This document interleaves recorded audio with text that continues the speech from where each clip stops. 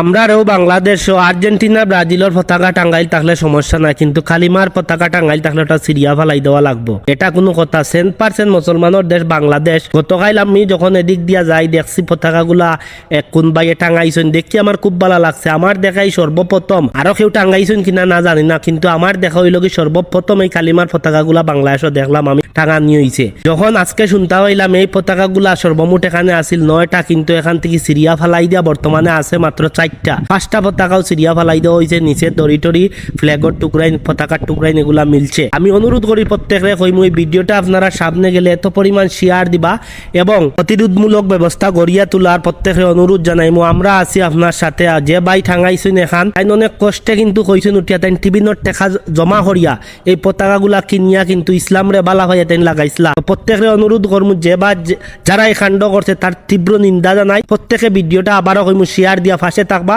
এবং প্রত্যেকে এই যদি প্রতিরোধমূলক ব্যবস্থা গড়িয়া উবাইয়া তুলেন কোনো কিছু ডাক দেন আমরা তার সাথে থাকবো ইনশাআল্লাহ।